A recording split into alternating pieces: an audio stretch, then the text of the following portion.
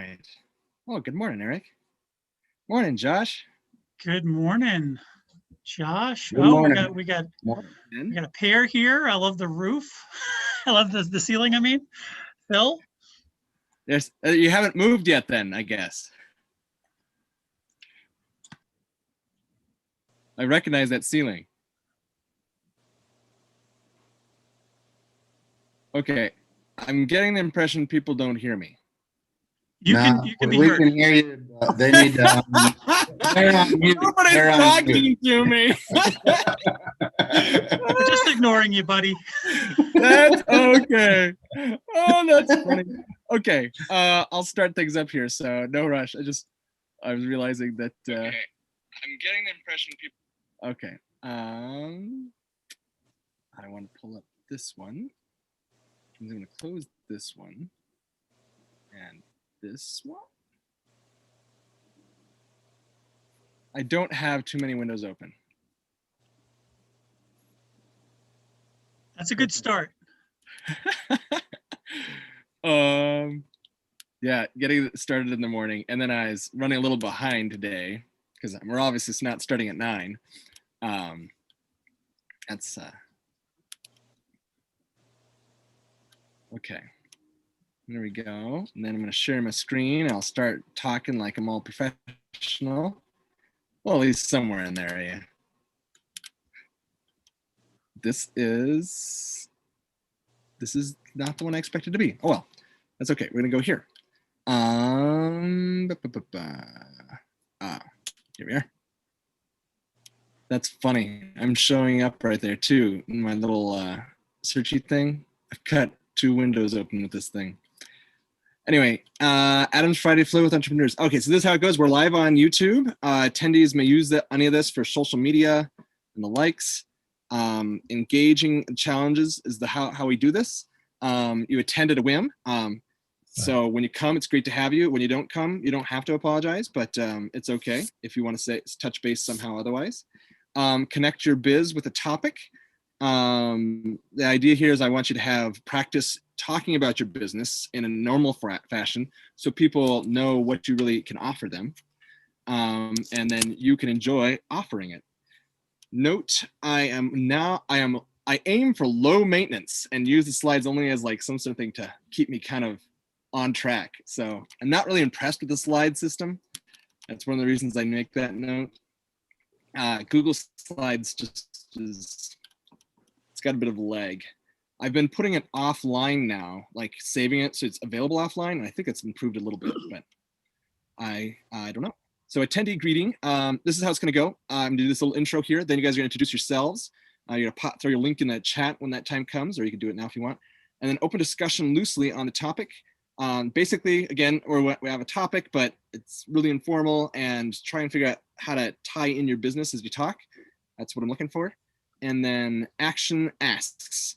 At 9:50, I'll ask you like what's some sort of ask you have. And you can relate it to your business or you can put it elsewhere if for some reason you want to do that. And here we go. I will put this up as a presentation. There we go. Great. All right. So the challenge question I asked is, how do you decide when to lead from the background or from up front? And because I was running late, I didn't look at anyone's responses for this one. So welcome to Adam's Friday Flow with Entrepreneurs. Do you enjoy background or leading? And that's one of the big things. I kind of realized this the other day because I was thinking like, what do I really like to do? Where do I want to be in a group? Because I've been thinking like, oh, I really like to be a leader. But then also with my business, I've kind of realized, oh, that I have the wrong title up there on top. That's from last week, which is okay. I'm experimenting here. Anyway, so in high school, I was in drama a lot, all right? Great teacher, Mrs. Saunders. And then also, I guess, as I think about it, I was also in college stuff too. And I had to make a choice in college at one point. I could only be in one activity because I was in seminary. I could only be in one activity with theater. And so I had to choose whether I was going to do the backdrop stuff or if I was going to be an actor, like someone up front. And I could do either, right?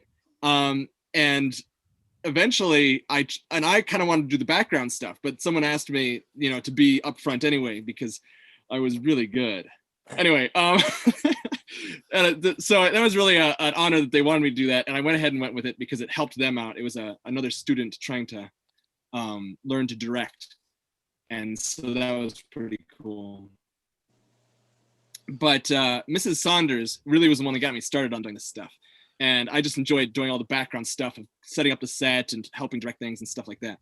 And then also with my clients in SparksFlow, it's like my role is not going to be CEO. My role is going to be, assistant to something else, someone else trying to make something work in their space, either on a personal level or on a business level. And so those are the people that are involved to this question of mine. Again, this is not how to experiment with biz. This is about whether you want to be you enjoy being in the front or the back. With my new setup here, I forgot I need to change this guy. If anyone has like slides tips, I'm happy to hear them, because there's got to be some way you can fill it in on a spreadsheet and it just populates some sort of template slide. I haven't found it yet. I'm thinking about making it. Eric, you said that there is one? I think I saw something like that where I seem to remember a Google integration where you can take stuff out of sheets and populate them into slides. It's years ago though. Well, so it should be better now. Anyway, I'm hoping for something like that. And I might be switching back over to Microsoft. So they might have a great integration. They have like letter fillers. So maybe they have one for that anyway too. But thanks, if you happen to run across it, let me know, and I may get to it some week. Anyway, that's one of those things that would save us time, because I can't be everywhere. But the limit is that you can't be everywhere. You can't always be in front, and you can't always be in back. Well, maybe you can always be in back. So here's that's sort of food for thought. So think about how you can tie that in. You can put in your intro as you talk about things, or you can just hold off until we kind of do the discussion. What you can do now is paste in the chat your information. This is stuff that if I ever get to the point where because my plan with this whole thing was that I was gonna every week, have this discussion. Then I was gonna make a vlog about it and tie in what people are saying and all kinds of great stuff. And then that was gonna create SEO and nice things like that on top of all this, right? But I haven't done that. So I may eventually. So if you paste it in chat here, I'll put it in my notes, and then it'll be easier for me to add that to the bottom. If I put it on YouTube, I'll put it on the little thingy in the bottom. But during this session, if you put it in there, add http://www in front of it, because Zoom has not quite caught up with Facebook in being user-friendly and typing links in. So go ahead and put that in there, and then it'll make it nice and easy for me to just switch to yours by clicking on chat. And I will start by using my own right there. I'm Adam Sparks Sprechtel. I have a company called SparksFlow, which my name for it came from my wife. Her last name used to be Sparks. We took it as her middle name. And when she encouraged me to start this company, we took her name, because my big thing is I want people to have their sparks, the ideas they have, the things they want to do, really bring them into a state of flow, which is this state of, really feeling like you're flying, right? I don't know. Feeling like you're like timelessness, that you're really engaged in what you're doing, and you can really be productive during that time. And it's just a delight. And I want to help people make that happen. And if your space is all messy and things aren't in the right place, it's not very good. And if your habits aren't up to snuff, then it's harder to get into that state of flow more often. And I want to make that more often for people. So that's what my company is. So let me open my chat here, and whoever did theirs first will be whoever entered their stuff. I'm going to go by series on the chat. The nice thing about this, I just realized it. I made it up on the spot. If I go by who's posted on chat first, everyone knows who's next, because you can just look at chat. And the other thing is, I don't have to guess if who I said was next. So Phil, you are up. Oh, am I? First. Good job. Phil Wilson, founder of Strategic Global Group. What am I doing? I've had a win this week. I got invited as a guest speaker for University of New Mexico to discuss with business class students strategy. And I've got 2 sessions to do, which I'm kind of excited about because that's my first kind of gig I've got since moving to New Mexico.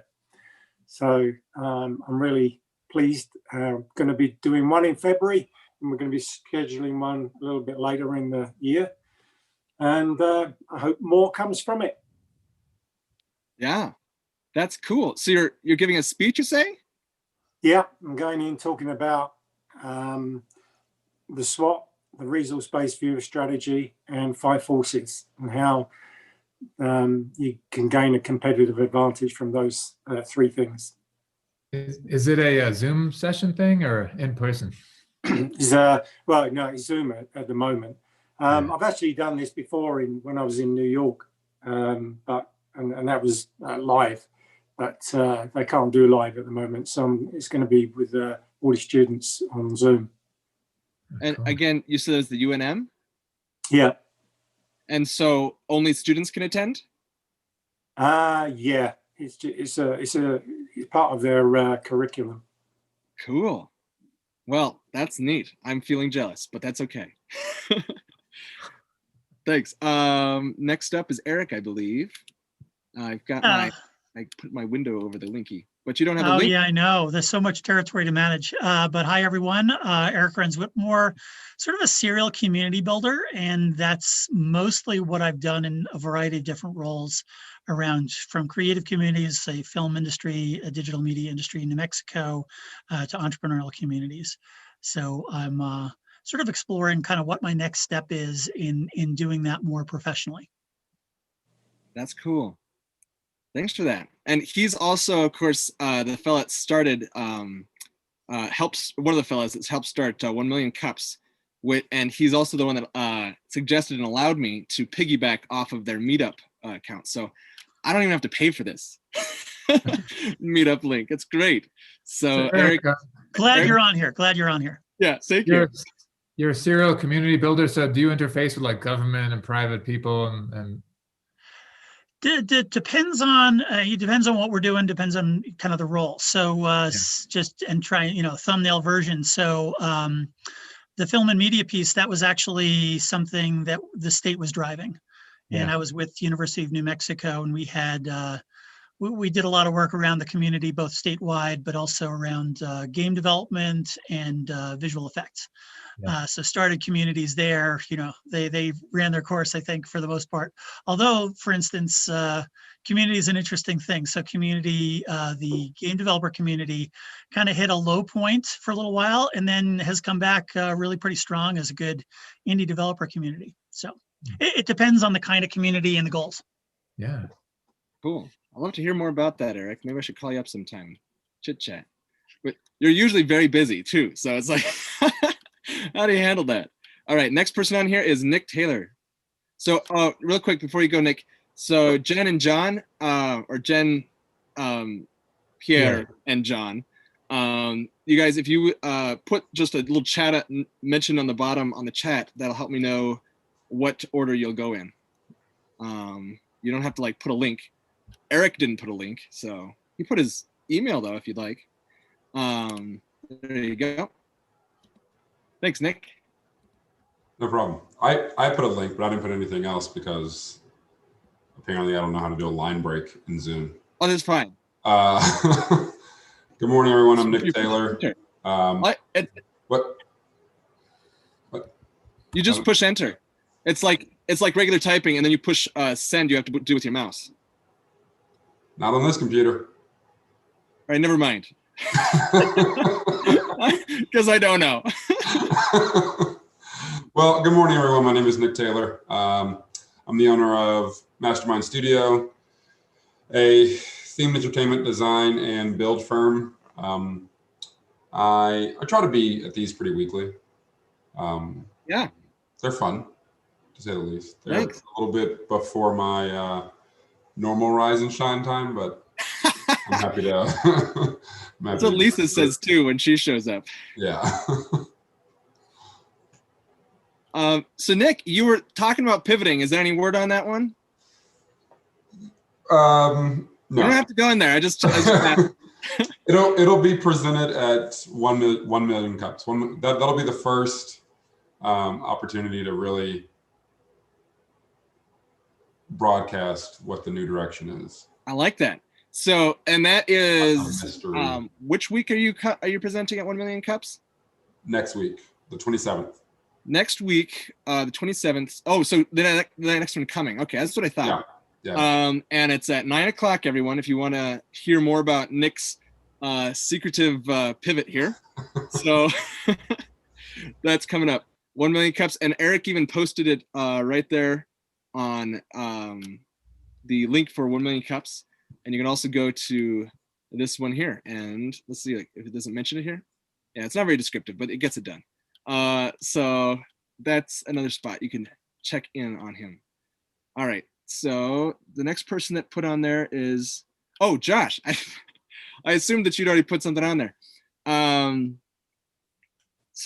But Barney, Jen. Okay. So Jen, you're first. Jen and Pierre. Yeah, so we are personal organizers, and we moved to New Mexico in June. So we're kind of like just getting started in networking and basically trying to build a business during a pandemic. So it's kind of slow and not really happening. But we just want to go into the spring and just try to work remotely if possible. So it's just building contacts at this point. Yeah. We also just bought a house. So we're kind of like, we're doing a bunch of the renovating ourselves and then having some other contractors in there. So that's happening.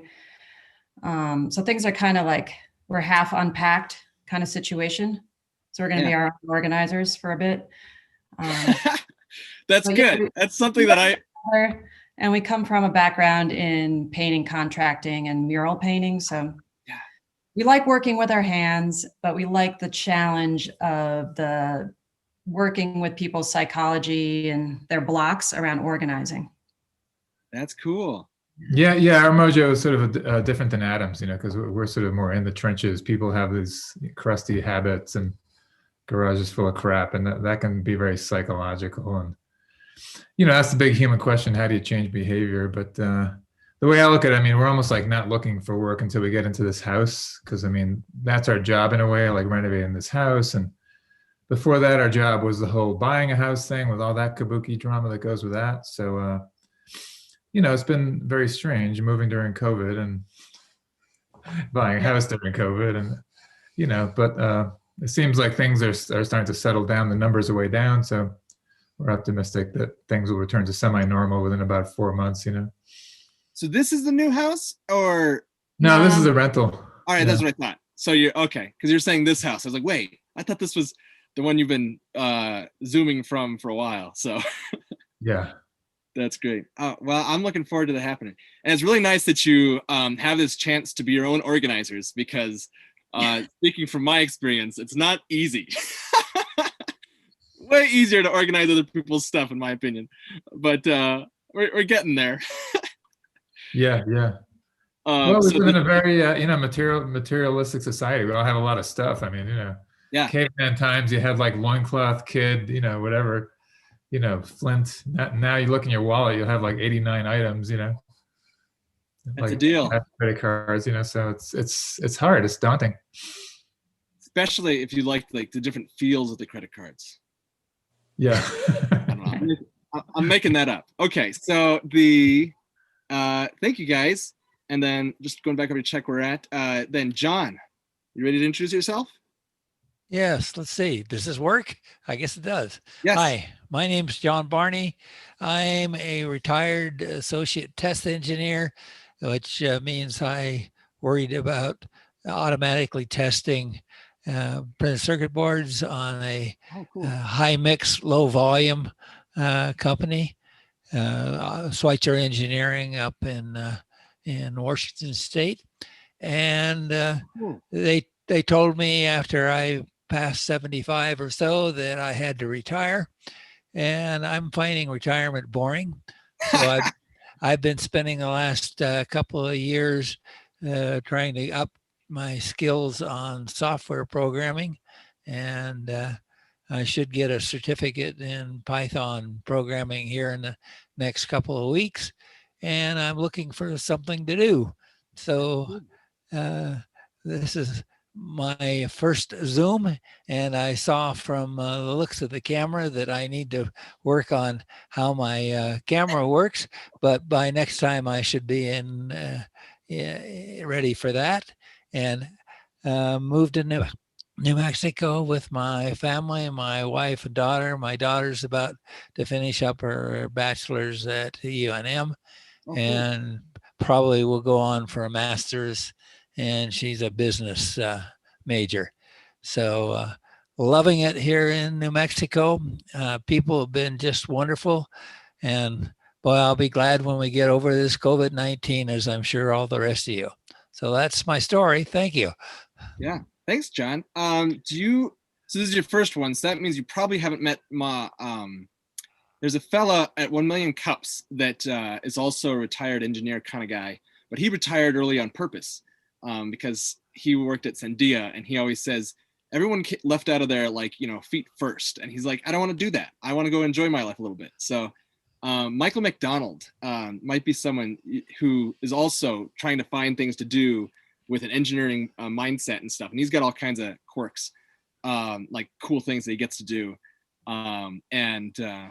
so he might be a nice person to get to know if you happen to see him at 1 Million Cups. Okay, appreciate that. I tell you, I'm having so much fun, and after spending the last 8 or 9 years, heads down working on the day-to-day problems, I have really enjoyed having a couple of years to just explore and learn. And it's amazing the amount of free training software that's available on the web.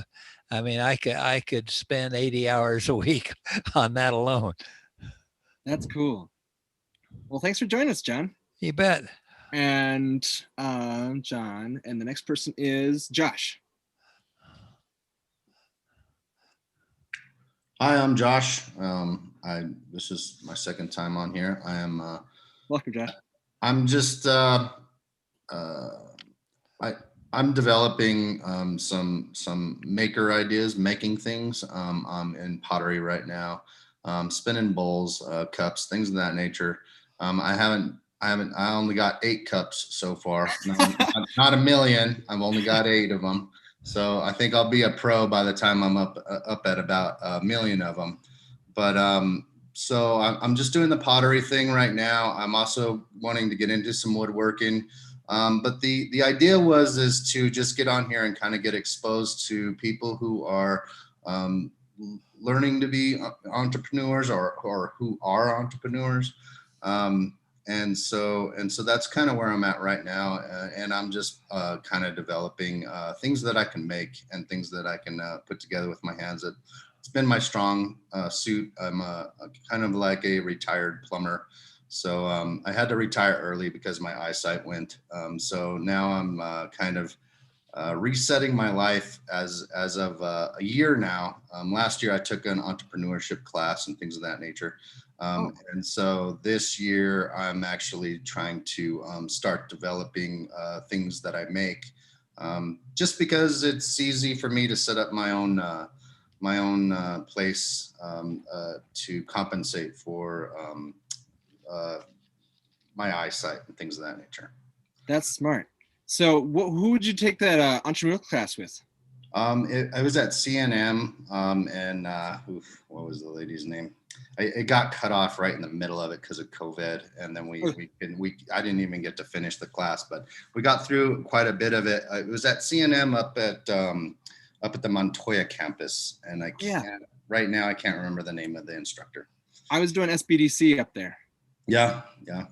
So they have a lot of really cool resources at CNM for entrepreneurs, and it's actually a really good resource too.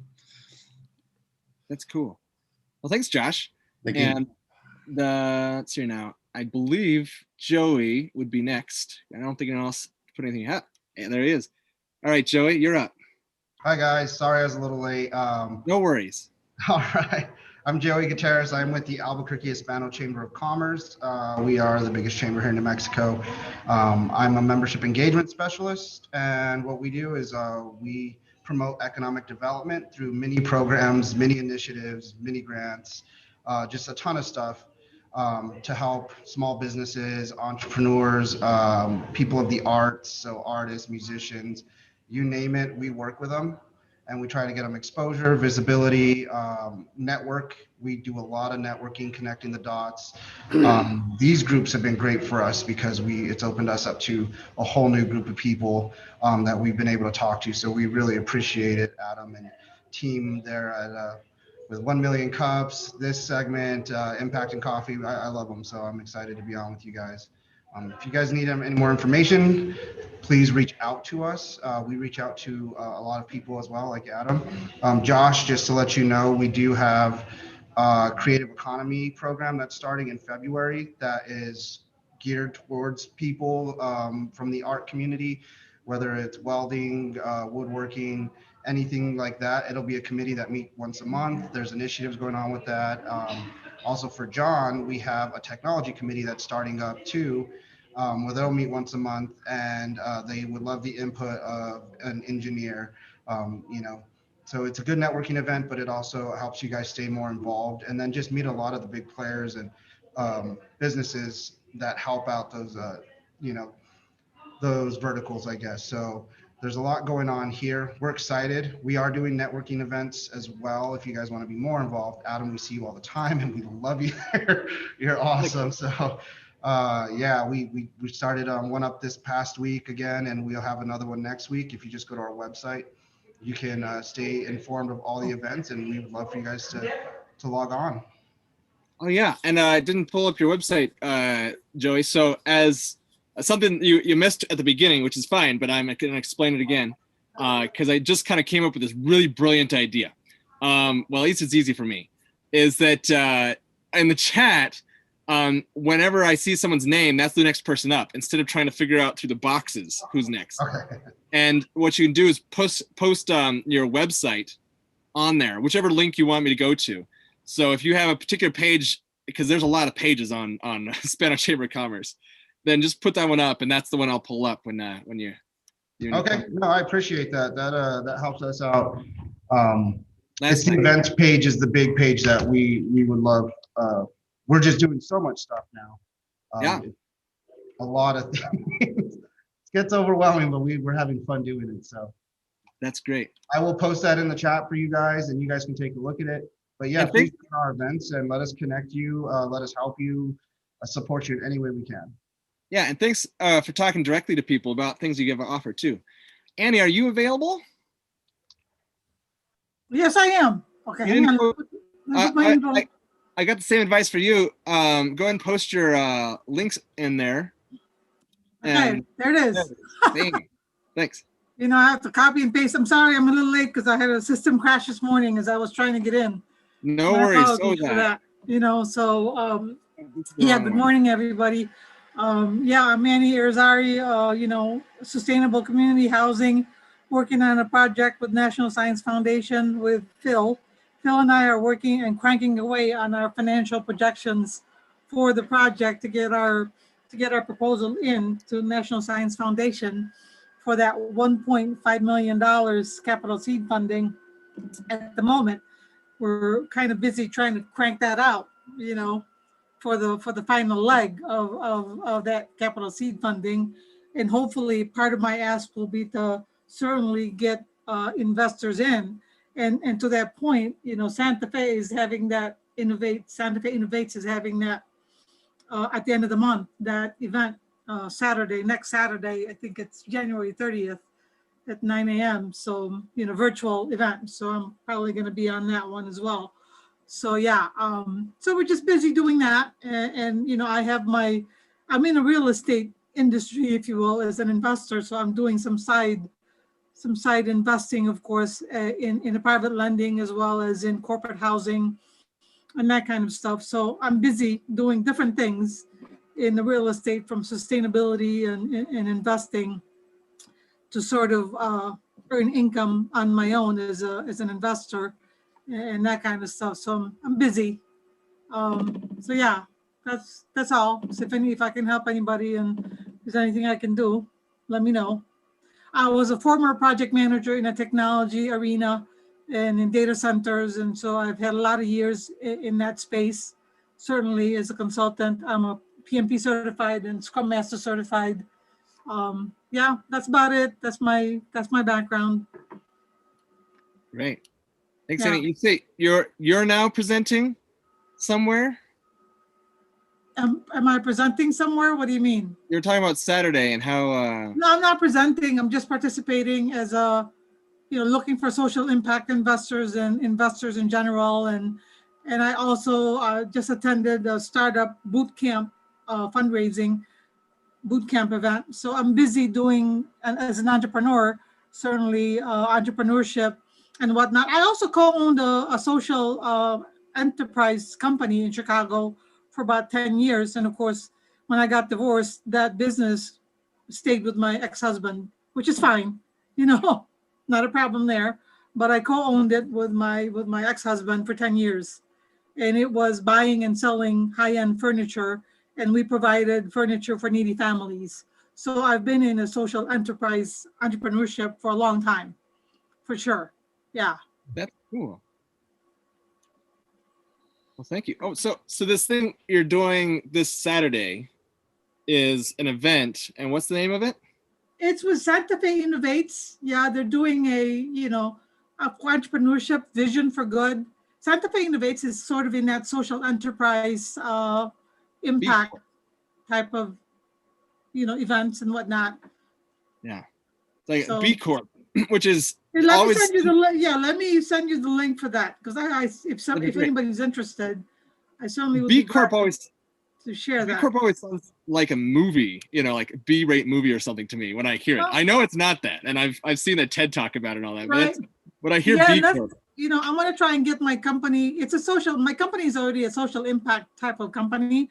I'm already starting it from there, but to be a B benefits company is the next step that I would like to take my company into. So if anybody's interested, there's a link. I posted it on the chat.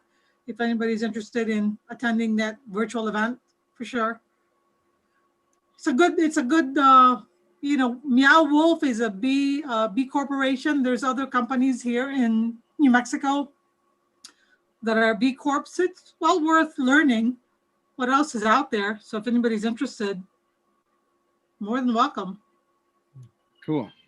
So again, the topic that we were on, or that we're focusing on, is leading or enjoying the background. And the thing is that no matter where you are, it's kind of like the thing you say about teachers. You're always teaching. You're always learning. You're always leading. By example or whatever, right? So, where do you guys like to lead from? Do you like to lead from the front or from the back? Or you can do any nuance you want with that.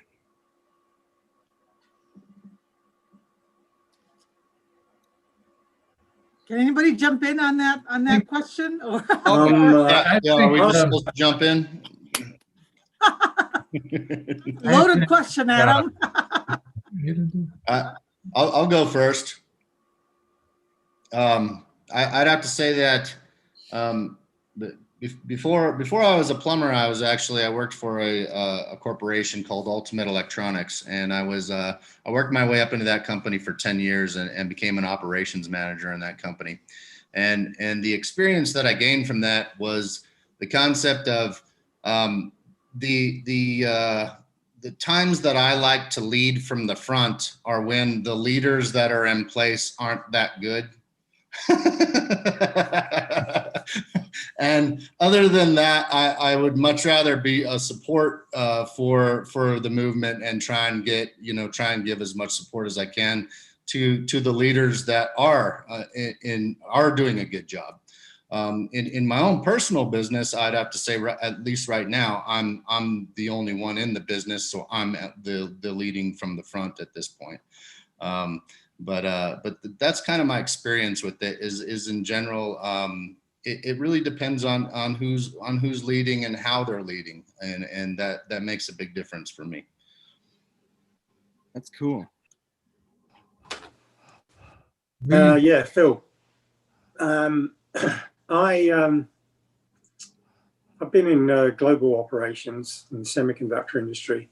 So I've run many entity companies across the world in Asia Pacific and in Europe and the US.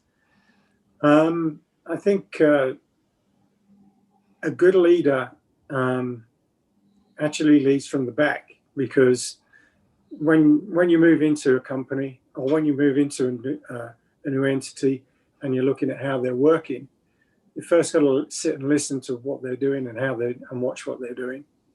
And then you set the rules for your organization and what you want to achieve within that organization. So if it's in sales or if it's in operations, and then you empower the people to do that work. And I think the most favorable bosses that I've ever had have done that to me and allowed me to go out and do the things I wanted to do. And I've tried to emulate that in all the different regions of the world I've been to with the different organizations that I've worked with. So I think it's important not to always lead from the front, because you become known as a tactical manager and a micromanager, as opposed to allowing people to develop.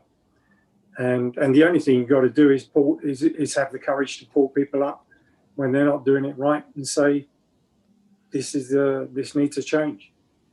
So leading from the back, kind of counterintuitive to your question, but that's what I like to do.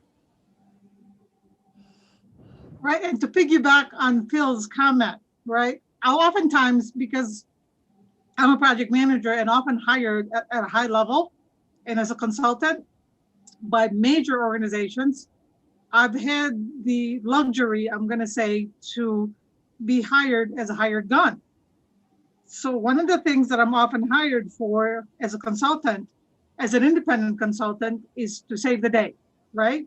And a lot of times when companies do that, you are seen by the internal organization as a threat or as an outsider, and that, you're seen as she doesn't understand our internal organization.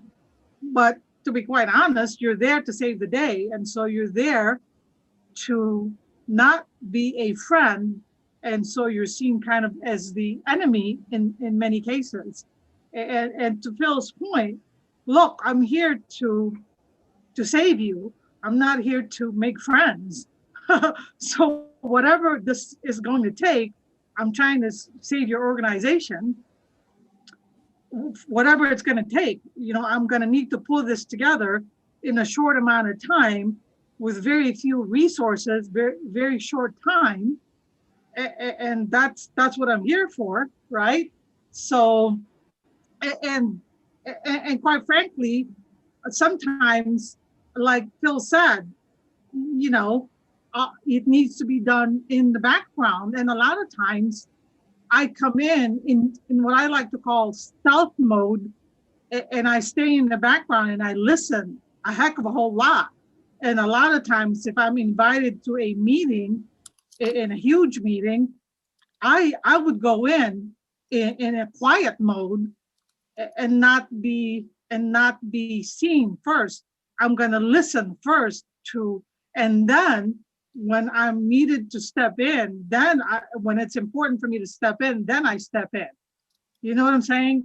Sometimes it's the timing that's important more than, I'm not going to step in with my ego first. I'm going to step in when I need to, not when I think I'm needed, but when it's important and when it's necessary. You see what I mean? And when they don't think I'm there, and they can have that conversation first, and they don't think I'm there, that's really important. And then all of a sudden, oh my gosh, Annie's here, because it gives them that freedom to have that conversation when they don't know I'm there, because they're having that freedom to be able to speak freely. And then all of a sudden I said, well, hang on, guys, I'm here. Let me see if I understand what you're trying to say. And all of a sudden, it's a different conversation at that point, because then I heard everything. And when they didn't know I'm there, and then all of a sudden I heard their grievances, and then we're having that conversation because they didn't realize I'm there. And then I heard everything. And then when they were honest, and they can't lie anymore because they didn't know I'm there. You see what I'm saying? And that's really great, because people often don't want to give you criticism to your face. So right, exactly, right? You're able to understand the situation and help better because you have more of a full picture. You have that picture, right? I mean, I'm going to give you a couple of really big clients. I mean, I had one client in the pharma industry, and he said, hey, Annie, we're hiring you because we've never done this before, and we had this disaster, and we don't know how. I'm like, okay, how much did this cost you? Do you even realize how much this disaster cost you? You're hiring me because you've never done this before in 10 years. And now all of a sudden, because you had this disaster, you want me to save the day. You can't even measure how much this cost you, except to say it's in the millions and millions of dollars. You didn't do it in 10 years. You want me to do this in 8 weeks. Let me get this straight. You can't measure what it cost you. You haven't done it in 10 years, yet you want me to figure this out in 8 weeks in the entire organization. And you want me to pull 8 divisions of your company in 8 weeks, and you want me to hand you a solution in 8 weeks. Okay, this is great, right? And nobody wants to talk to me. So I'm walking into a very hostile environment. None of you VPs want to talk to me. None of you engineers want to talk to me, but you want me to come up with a solution. Oh, this is really wonderful, right? So yeah, that's the kind of stuff that I walk into 9 times out of 10 as your senior project manager. And thanks for the specific, the background context for it too. That's really neat. Thank you for that. So yeah, Ben, you also just joined us. Our big question here, and someone was about to speak. I think it was Pierre. So I'll let you talk in a moment. Welcome, Ben. And we're talking about whether we enjoy leading from the front or from the back, from behind scenes. Pierre, were you about to say something? Yeah, well, it's interesting because most of you guys you're talking about larger sort of corporate organizations, whereas we've always stayed small, and in a way we want to stay small. But in the organizing business, it's a constant flux. I think you initially lead from the front, but then you have to let the client sort of take in what you said. They might reject your mode that you want to do, and so you have to keep throwing options at them. But that's one thing I like about the business, that it's a constant flux of leading from the back and the front. So it's almost like leading from the middle. But a corporate situation is very different. We've never really engaged with that world much, so it's interesting to us. But I'm kind of curious how those principles would translate to a sort of a business that's operating on a much smaller scale.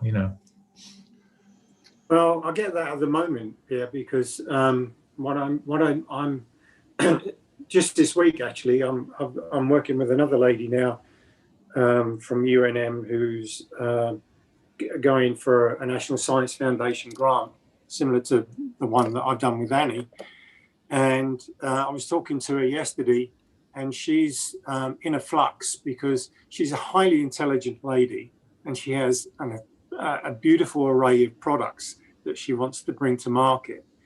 And she got flummoxed with the response from the National Science Foundation that said, yes, you can propose here, but you need to get a marketing and business plan together. And she has no idea how to do that. And that really pulled her into a trench that she's put herself into because she's in despair almost. And I said to her, well, you're doing 2 things. Firstly, you've got a lot of products. So what's the low hanging fruit? What's the one with the most opportunity? And got her to focus on on that one. And then I said, the next thing you need to do or what we need to do next is look at what is your market, right, and who are your customers, and I explained to her how that operation went, and she ended the call in a much more positive frame of mind than when she started the call. And there is a methodology to establishing for small companies what is your market and what are the value-added prospects that you have or features that you have that can solve pain points for your customers. And so getting her to look at it that way. So that was, I guess, leading from the front, managing from the front, or leading from the front, whatever you want to call it, as opposed to in most big organizations, you do it from the back. Yeah. So do you think that, I mean, some people would maybe be looking for a smaller company. I mean, is that part of it? Some people would be more comfortable with like small freelancers as opposed to a bigger organization. Oh yeah. Yes, I think people get put into channels, and if they're known as big corporate people, then they stay with big corporations. But since I've come out of corporation life and started my own, I've done a couple of my own startups. You realize there's a different way of doing it. When you have a small company or you're doing a startup, there's a different approach to how you do your strategy to how it is if you're being brought into a bigger company. Cool. Thanks. Joey, you had something you thought about that? Yeah, I see both sides. I see businesses that want to work with smaller companies and businesses that prefer to work with bigger corporations. We work with both, obviously, so we get the benefit of seeing that. I do know, especially in New Mexico, Albuquerque, where we are a community. Everyone knows everybody. A lot of people like to support local and they like to support smaller businesses. We don't have a ton of big corporations here. So there are businesses that work with corporations, but we get a lot of requests daily on, hey, can you connect me to this type of company that does this? We want to work with someone local. We want to work with someone smaller. They like that approach. And, you know, it's nice. That's definitely nice. And then you also have those big corporations too, there if they want to go bigger. But there are a lot of places here that do work with smaller consulting firms or freelancing firms. And we support that 100%. We support both 100%. But I would say New Mexico is a good spot for that. So if you do own a small business here and you like to work with local and smaller businesses, you're in the right spot. Cool. And to kind of answer the question on leadership, Yeah.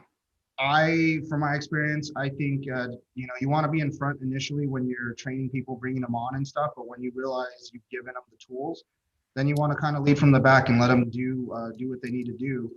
The important part, though, is when things get rough and you need to step back in front so you can be the shield for them. Because there are a lot of instances when, you know, your employees or your business faces something, whether you're not hitting sales goals, it's the leader's job to step back up and take the brunt of it. Yep. And kind of be their shield. And I enjoyed that part of my job when I was an ops manager for AT&T. I said I'd be off at 10. When we weren't hitting I'll be off metrics, at 10. it's easy to jump in front and say, hey, look, this falls on me and I'll work with my people, but I didn't want them to be the ones to be held accountable for it. You want the buck to stop with you. That's great. It is. It builds trust. You know, they actually buy in more, but at the same time, it's my job to make sure they're working on all cylinders. If that didn't happen, then I have to take the accountability for that. Great. I was hoping to hear from Eric, Nick, and Jen, but we also are to the point where we're going to do the ask. So if you guys want to do that during your ask, have a comment about the thing. Let's go ahead and go around with asks. My guess, I'll make a real basic ask, which is if you know anyone who's reaching or recognizes they have limits that they're dealing with and they want to figure out how to leverage them, let them talk to me. And I'll, especially if it has to do with their space or their habits and with a family business, that'd be great. So let's go ahead and start with I don't know. And my screen here. So now I've got to figure out who to go first. again. Well, how about I pick on Nick, Eric, and Jen, since you guys haven't spoken yet. What are your asks? Or you can answer the question or both. I'll jump in. Good morning again, everyone. I guess my ask would be, feel free to join us this coming Wednesday, January 27th at 1 million cups. It'll be fun. And great. I've spent my life in technical theater, so always being literally behind the scenes, making sure that the job we do is not seen. Basically, if we do a good job, you don't notice that we did any job at all. That's really... And there is that danger of leading from the front, that the exposure of leading from the front, and then there's those that do better leading from the back. I find myself being a leading from the middle kind of person, behind the scenes, but definitely wanting to take charge in that behind the scenes area. For some reason, I feel like I can do things better than most people. I don't know why I think that. And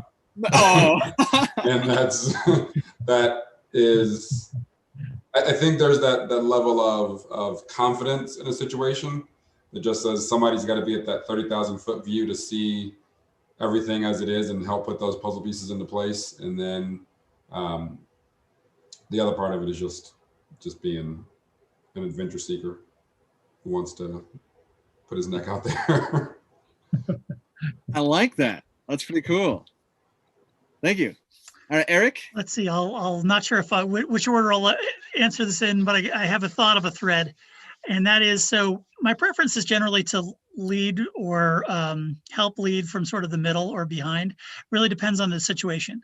So when you're talking about community, the folks who own and live in that community really need to be the folks who are in front and are leading. So oftentimes the role is, how do you coach? How do you, prepare the ground and, help people take ownership so that they're really expressing their own voice and moving forward. My ask is, if you know of a community that is looking to help, build their entrepreneurial chops in a more intentional way, I'd love to get involved. And I actually have another ask, which is, please spread the word about whatever it is that you're thinking is a good idea, is that you're planning on attending, etc. So things like 1 Million Cups, the event that's coming up from Santa Fe Innovates. If you can spread the word about those, it lets people know what you're interested in, and that helps sort of build your capacity, but it also helps the overall community. So thanks. Thanks, Eric. All right, Jen, and then actually Ben, you had your hand raised earlier and I forgot, but Jen. Yeah, so I guess like Pierre said, we've always been a partnership, so it's hard to picture leading from front, back, or wherever. I guess I'm basically, if I were in group settings, a bigger organization or something, I think I'd be leading from the back. Just I guess I'm sort of kind of overcome a lifelong issue with shyness and insecurity. So it's kind of like I've gotten so much better, but it's like a personal struggle. So I can't even picture leading from the front. So I don't even know what that means. But anyway, yeah, so I guess I just have a question for Joey about the Albuquerque Hispano Chamber. Would that be open to Santa Fe residents as well? Oh, absolutely. Yeah, we actually, our name's been the Albuquerque Hispano Chamber for 45 years, so we keep that. But our reach is all of New Mexico. And we actually have the goal this year too of starting to work with our other chambers around New Mexico a lot more. So you see a lot of events that we do, whether it's here in Santa Fe, but yeah, it's open to everybody. We're just here to support economic development in New Mexico. And we'd love to talk to anybody from all communities, find out what's going on and what your needs are from us. All right, thanks. That's a great question. Ben. Hi guys, so sorry I'm late. That's sorry fine. about that. Yeah, so basically I lead from the front. I have a small business, it's all on me. Basically that's it in a nutshell. I really don't have any asks, I'm sorry, I came late. Oh, that's all right. Did you know what your question was, or was that it? No, that's what I just wanted to comment on that. Yeah. Because I thought it was a great topic, but I lead from the front. I hire people to do what they do. If they don't do it, I let them go and I find other people. But that's about it. That's great. Thank you, Ben. Okay, now I gotta figure out who's gonna go first. So, Josh, how about I get you with an ask, and then John, Joey, Phil, Annie, and if you guys remember the pattern, that's great. And then Pierre. I don't really have an ask, so move on. Sounds good, John. Hi. Yeah, I'm looking for some work. I'm pretty good on the Python programming now, so somebody's got some jobs, and I'm not worried about the money. I'm just wanting some interesting work to do. Yeah. So, John, on that topic, some people will know what Python is, like Eric and I suspect Nick, and maybe Phil and Annie and some of the other folks in here. But would you explain how that would be helpful and what the Python would be? Okay, well, Python is one of the newer, what are called object-oriented programs, or OOP, as I like to say. And basically, it is a programming language that can do most of the stuff that anybody would reasonably like to do. It works on Windows and Macs as well, and is good for automating, and has the advantage of being relatively easy and quick to develop. And its disadvantage is it's a little slower than C++. Great. Thanks, John. Does anyone remember the order? I think I was next, but I don't know. Go for it, Joey. No, my ask is simple. Just visit our website. It's posted, our events calendar, and start being a part of these networking events that we're doing. They're super fun. A good way to meet the community and a lot of business leaders and owners here. And then if you have any questions, please reach out to us. We'd love to have a conversation with you, whatever works for you guys, and just kind of let you know what we're doing and see if it's in line with what you guys need. Thanks, Joey. Bye, everybody. I got to go. Bye, Ben. See you next time. Bye, Ben. All right. Phil, Pierre, Annie, just jump right in. Okay, I'll jump in. My leadership style is adaptable. It depends on the situation. Most oftentimes, because I'm a project manager, I lead on the front, but when needed, I'll lead on the back. It just really depends on the situation. My ask is because of the business I'm in, I'm kind of looking for more social impact investors. So I'm kind of in the mode of fundraising and looking for social impact investors. So that's kind of where I'm at. I think that's it for me. Thanks. I don't have any asks from the group currently until we get into our dang house. Great. Dang house. Phil, did you have an ask? You might want to talk unmute to us. Just the same one as last week, I think. If any of you guys know of anybody in that has a idea that they want to bring to market, then a good avenue for doing that is with the National Science Foundation. It's a federal program. If you get through the program, they give you money. They don't expect you to pay you back, and they don't take equity in your business.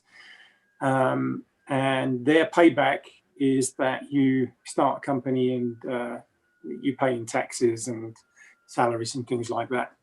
But if anybody, and they invest in risky technologies. So, maybe Joey, if you got a wide audience of people that maybe want to bring some entrepreneurial technology to market, it's a really good avenue to go through. I'm taking Annie through it. I took a couple of people when I was in New York through it. I've got another lady this week. I'm actually taking her through an SBIR as well, and it's it doesn't cost me anything, doesn't cost them anything other than their time to actually get the thing put together and complete the proposal. And I'm happy to do that because I enjoy doing it. Awesome. Thank you, Phil. Yeah, that's cool. I like that. I like the crosstalk here too. Well, thank you, everybody. I will pull up my little closing scene stuff here. And all right, so passions. Okay, we're going through all this stuff. Boop, boop, boop, boop. All right. It paused on me now. Now I won't go any further. They got tired of me clicking buttons. Thank you very much. Oh no, it's because I went past it. Oh, so next Friday flow is, I forgot what next Friday flow was, and I didn't fill it in because I was running late today. But we can look it up on the meetup here in a moment. But thank you for joining me, and keep the sparks flowing. Thanks, Adam. Thank you. Yeah. Thanks, everybody. Hey, Adam, I have a question for you. So Yeah. don't leave. I have a question. Yeah. I'm gonna look it up next week's anyway. So next week is limits. Oh, next week is limits. I got a question for you. 1 million Yeah. cups. This is not related to this meeting, so I have a question. Are they looking at some of the feedback on 1 million cups at all? What do you mean? Well, I'm just curious. The comments and stuff like that. Are they looking at it at all on the commentaries? Oh, because I know that there's one lady that said some comment. You're like talking about on here. There's comments somewhere, right? Well, yeah, because I know you do, right? I mean, is 1 million cups looking at some of the comments so like if and I feedback? click on this, I can go manage attendees, and it'll bring up the comments you had or the I know you are. questions asked. Is that what you're talking about? Or are you talking Right, and about I'm just wondering if 1 million cups is sometimes? I know Eric looked at what Mike. I mean, because I sent the comments on 1 million cups, and I know Eric sent a feedback saying, "Hey, I like your comments," and I don't know if 1 million cups is looking at it at all. Are you talking about? Tell me the location. Are you talking about Zoom chat? Are you talking about Meetup? You know how you do? You rate your meeting and you do 5 stars or 4 stars and afterwards? people put comments. Huh. Are they? I didn't know that was happening. So I guess not. I don't know. So I asked 1 million cups if they are. Yeah. Because I mean, I posted a comment at 1 million cups, and I don't know if they even look at it. That's what I'm asking. Yeah, I guess I haven't seen anything. Right, because one of the comments I made is, "Hey, can you talk about how to do sponsorship? How does sponsorship work?" Right. So I made that. I think you did make that comment. I think I remember that. And then the second comment that I posted was something on inclusion, and I'm like, I don't know if it goes in a big black hole or what happens to it. Oh yeah, what was the inclusion? I did. I posted 2 comments, and Eric was the only one who responded back and said, "Hey, I like your comments." Yeah. I don't know if anybody reads it or if if they tabulate it or what happens to it. So ask them. It's there's a lot that they're juggling, and they're all volunteer folk. I know, right? That's why I'm asking you. So I figured I'll ask you, and you can take it back. Yeah, that's been asked before, and I think I even put it somewhere on a sheet of like things to discuss, and then I haven't gone back to that sheet. So ask them, because you know what? Because when they say inclusion, what really concerns me, especially on inclusion, right? They say they include, and to me, what concerns me is they only take people who's made money, and that's not including everybody. Not everybody's made money.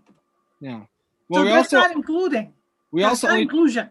We also have taken people that speak English. Well, so to that point, that's not inclusion. That's excluding. You're picking and choosing. That's to a good me, point. Inclusion means everybody, whether you've made money or not. Yeah. Then include everybody, right? Don't just take people who's made $1, because immediately when you say you have to make $1, at least $1. You're already excluding people who's never made any money. Yeah, that's an interesting point. And I think there might be, then you're already discriminating. At that point, you're discriminating immediately. Yeah. Well, the truth is you have to discriminate to some extent, right? Otherwise, then don't say you're including everybody. Then don't say it's inclusion. Because you're not. You see what I'm saying? Yeah. Then that's not a true statement. You're discriminating. At that point, you are discriminating. Yeah, but you're never gonna collect. Like I understand like your point pushed to the extreme, and that technically, yes, if you're including everybody, then it's everybody. That means anyone that doesn't have a computer. That also means anyone that doesn't, that doesn't live in Albuquerque. Anyone that doesn't, there's. I think it's taken with an understanding that you have to eliminate some people so you can actually choose who's going to speak. Right, but if you're people, saying any entrepreneur, then it's any entrepreneur in Albuquerque. If you want to say demographically just Albuquerque, that's fine. Yeah. Right, and that's okay. Did you have someone in mind that? No, it's just. They're saying that this is open to any entrepreneur in Albuquerque. And if you want to put those limits because you're in Albuquerque, then that's fine because this is Albuquerque region. Yeah. You want to put those kinds of limits, that's okay because geographically that's the area you're servicing. Yeah. You're servicing that area. That's fine because obviously 1 million cups is geographically located in every state or that's what you're servicing. Yeah. And if you're saying you're helping every entrepreneur in this region. Yeah. Yeah, and I think it depends on what your definition of entrepreneur is, because the idea is you'd be bringing in money. That's otherwise it's a hobby. But everybody's got to start somewhere, right? I mean. Yeah. Yeah, and you usually start at zero. Yeah, like for my group particularly, like when people come talk here, I don't care if you're making money or not. If you add to the conversation, that's what I like. Right. But not everybody starts at a +1. Yeah. At $1. You have to start somewhere. Yeah, and I think Paul Sauter addresses this numerous times when he does the intro. Right. And he talks about you need to have had a client or a sale or something. And the reason is because they've had the experience that someone will come in with this idea, and until someone else has actually bought into it, then they change so much in the meantime that it's really just not very rewarding for the audience to actually get involved in that. Because and that's what we have to pay attention to, is what does our audience want? And they want to have someone's already got something they're sort of getting some sort of friction with, some momentum, right? Yeah. Whereas if you might be getting some momentum, but there's some point where we have to just say okay, you're still figuring things out too much. And there's a point where it's okay, you actually have something to sort of push off of. All right, you may change, but we know that you've found somebody or something that has some sort of grip, right? Right.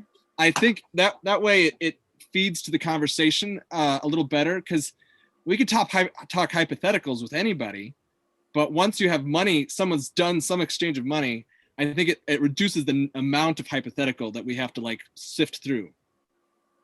Okay, well, I certainly get that, but at the same time, it seems, they have to define the exclusion better. Yeah. I think Paul mentions it numerous times, but yeah. Do you know of anybody? Thing. So my thing was that, if you put a comment out there, how are they screening that and are they addressing it? That was my question. Well, so for the inclusion part of who's included and if they have money that they've brought in or a client, that happens when they apply, or even before they apply. Few people have applied, right, that haven't been asked to, right?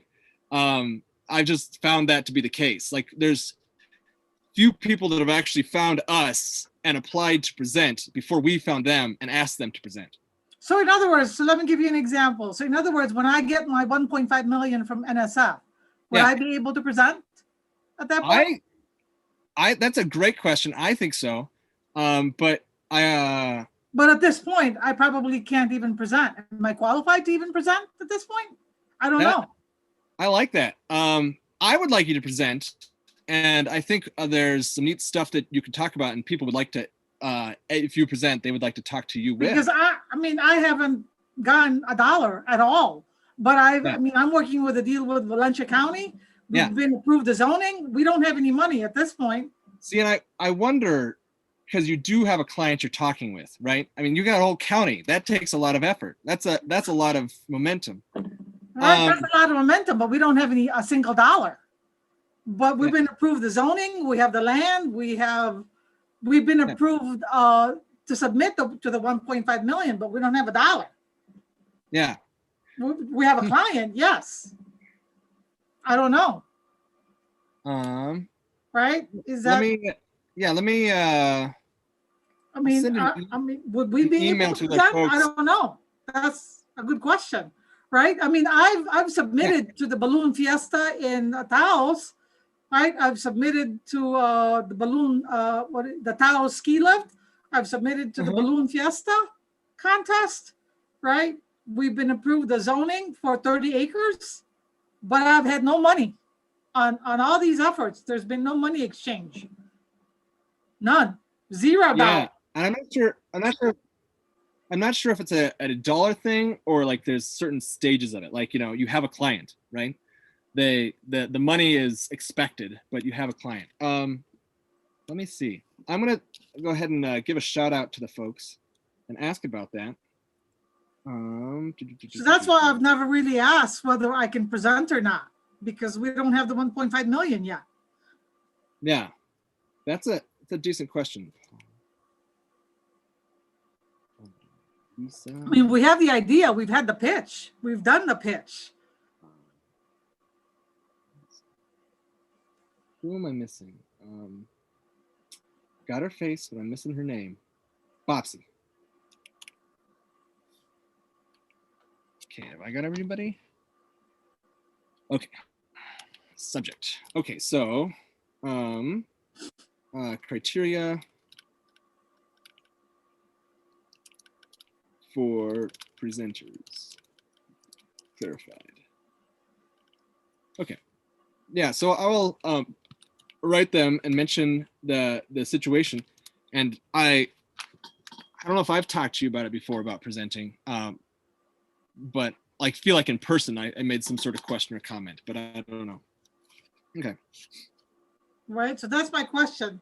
And then I think I've even said to Sonia, I said, hey, can you talk about the sponsorship? Because I don't know what it takes to be a sponsor. That was kind of a general question on my part. Yeah. She speaks about the sponsorship. Oh, Loza is a sponsor. I'm like, hey, what does it take to be a sponsor? So I think I can answer that, even though I mean, we're virtual right now, but I know that Loza does this, and Brian. Yeah, so basically it's you're contributing in some way, and that really helps out. In fact, I was a sponsor for a while because I was just running the camera. Oh, right? yeah, that's right. Right. And then that kind of phased out because I'm not running any camera right now. So Fat Pipe gave their space. Loza and Loza, they paid for, They do the coffee, somebody does the donuts. And then they also actually put a financial bit in there. So like, someone's paying for these little bits and stuff like the Meetup and Zoom. No, Zoom's made by the Kauffman Foundation. Anyway, there's little bits and pieces. So it could be that, right? Sponsor something for the organization, the organizers. Like one of the ways that we used their money was to have a get together. So us organizers could actually like meet and talk. This was before COVID. Right. Yeah. And so, they basically treated us to a dinner where we could sort of socialize, build the organizers community, and like talk about how to move forward. It's like a business meeting kind of thing. Right. But they gave us a certain amount of money that we could basically, it was a disposable high. But anyway, so that's another way. But yeah. And then Creamer from, so just talk to one of us and say, what is it you're looking for? What would you like for needs? What would be something I could offer that would be helpful at this point? And if you wanted to just do some money, you could do that. But if there was like something specific, that might give it more of a character, something, especially if it relates to you or your brand, right? Right. So I think that's the best answer you get from anything. on the sponsorship, right? Yeah, Like, but, I think that's a neat thing to be able to mention. I don't think they want to do a lot of talking about how to sponsor, because that sounds too much like a sort of like an ask or something, like a a what do you pitch. call it?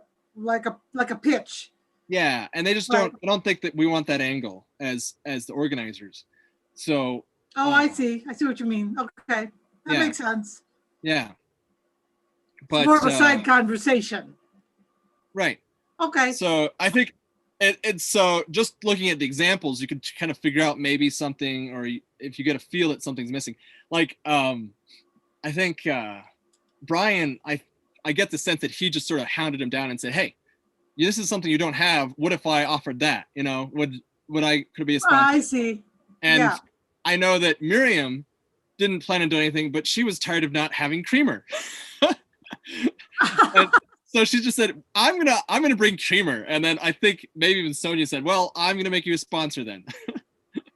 I see. Okay, I get what you're saying. Yeah. Okay.